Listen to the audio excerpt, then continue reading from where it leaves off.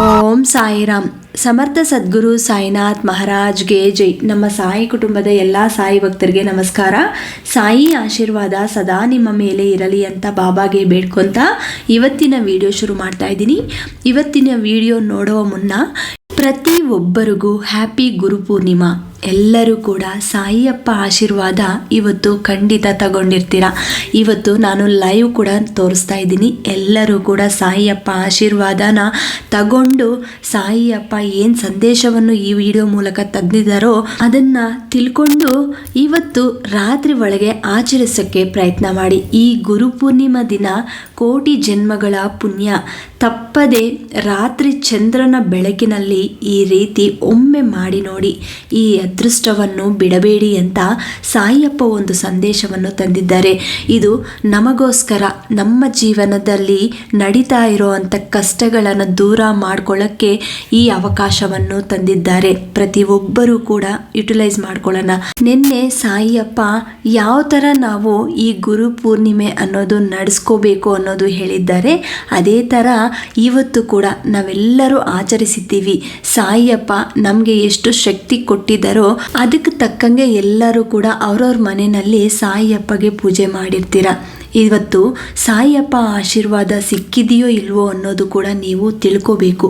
ಅದು ಯಾವ ಥರ ಕಂಡಿಡಬೇಕು ಅಂದರೆ, ಇವತ್ತು ನಾವು ಸಾಯಿಯಪ್ಪ ಪೂಜೆ ಮಾಡ್ತಾ ಇದ್ದೀವಿ ಅಂದರೆ ಸಾಯಿಯಪ್ಪ ದೇವಸ್ಥಾನಕ್ಕೆ ಹೋಗ್ಬಿಟ್ಟು ಅವರ ಆಶೀರ್ವಾದ ತಗೊಂಡು ಬಂದಿದ್ದೀವಿ ಅಂದರೆ ಖಂಡಿತ ಅವರ ಆಶೀರ್ವಾದ ನಮಗೆ ಸಿಕ್ಕಿದೆ ಅಂತ ಅರ್ಥ.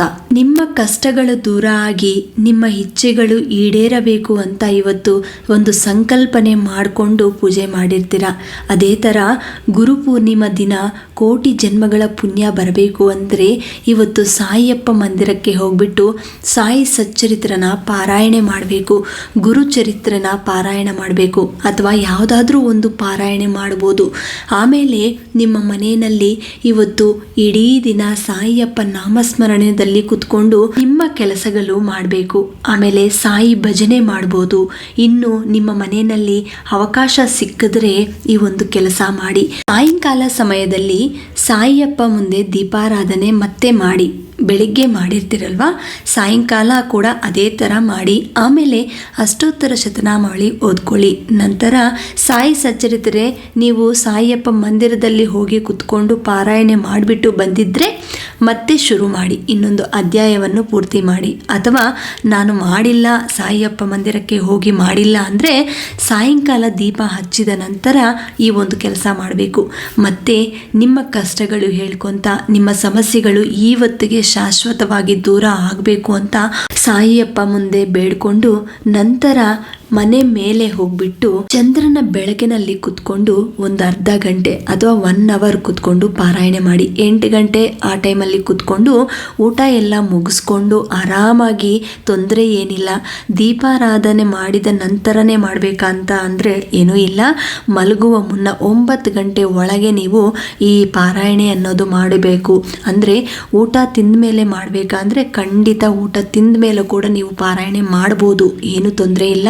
ಇನ್ನು ಯಾರಾದರೂ ಬೆಳಗ್ಗಿಂದ ಸಂಜೆವರೆಗೂ ಉಪವಾಸ ಇದ್ದೀವಿ ಅನ್ನೋರು ದಯವಿಟ್ಟು ದೀಪಾರಾಧನೆ ಮಾಡಿದ ತಕ್ಷಣ ಮೇಲೆ ಹೋಗ್ಬಿಟ್ಟು ನಿಮ್ಮ ಟೆರೆಸ್ ಮೇಲೆ ಹೋಗ್ಬಿಟ್ಟು ಕುತ್ಕೊಂಡು ಚಂದ್ರನ ಬೆಳಕಿನಲ್ಲಿ ಪಾರಾಯಣೆ ಮಾಡಬೇಕು. ಅದು ನೀವು ಯಾವುದು ಇವತ್ತು ಶುರು ಮಾಡಿರ್ತೀರೋ, ಇನ್ ಕೇಸ್ ನೀವು ಸಾಯಿಯಪ್ಪ ಮಂದಿರದಲ್ಲಿ ಶುರು ಮಾಡಿದರೆ ಅದನ್ನೇ ಮತ್ತೆ ಕಂಟಿನ್ಯೂ ಮಾಡಿ, ಇನ್ನೊಂದು ಅಧ್ಯಾಯವನ್ನು ಪಾರಾಯಣೆ ಮಾಡಿ. ಅಥವಾ ವಿಷ್ಣು ಸಹಸ್ರನಾಮಾವಳಿ ಓದ್ತೀರಾ ಅದನ್ನು ಓದಿ, ಅಥವಾ ಲಲಿತಾ ಸಹಸ್ರನಾಮಾವಳಿ ಓದ್ತೀರಾ ಅದನ್ನು ಪಾರಾಯಣೆ ಮಾಡಿ. ಈ ಥರ ಗುರುಚರಿತ್ರೆ ಅಥವಾ ದತ್ತ ಚರಿತ್ರೆ ಅಥವಾ ಸಾಯಿ ಚರಿತ್ರೆ ಈ ಥರ ಯಾವುದೋ ಒಂದು ಪಾರಾಯಣೆ ಒಟ್ಟಿನಲ್ಲಿ ನೀವು ಮಾಡಲೇಬೇಕು. ಚಂದ್ರನ ಬೆಳಕಿನಲ್ಲಿ ಕುತ್ಕೊಂಡು ಪಾರಾಯಣೆ ಮಾಡಿದ್ರೆ ಕೇಳಿದ ತಕ್ಷಣ ಆ ದೇವರು ನಮಗೆ ವಾಪಸ್ ಕೊಡ್ತಾರೆ. ಏನು ಕೇಳ್ತೀವೋ ಅದನ್ನು ತಿರುಗಿ ವಾಪಸ್ ಕೊಡ್ತಾರೆ. ಮತ್ತು ಅದೇ ಚಂದ್ರನ ಮುಖದಲ್ಲಿ ನೀವು ಸಾಯಿಯಪ್ಪನ ನೋಡ್ಬೋದು. ಯಾಕಂದರೆ ನೀವು ಏನು ಪಾರಾಯಣೆ ಮಾಡ್ತಾ ಇರ್ತೀರೋ ಅದೇ ಪಾರಾಯಣದಲ್ಲಿ ನಿಮಗೆ ಯಾವ ದೇವರು ಕಾಣಿಸ್ಕೊಂಡಿರ್ತಾರೋ ಆ ದೇವರು ನಿಮಗೆ ಚಂದ್ರನ ಮುಖದಲ್ಲಿ ಕಾಣಿಸ್ತಾರೆ. ಖಂಡಿತ ನೀವು ನೋಡಿ ಅಬ್ಸರ್ವ್ ಮಾಡಿ ಇವತ್ತಿನ ರಾತ್ರಿ.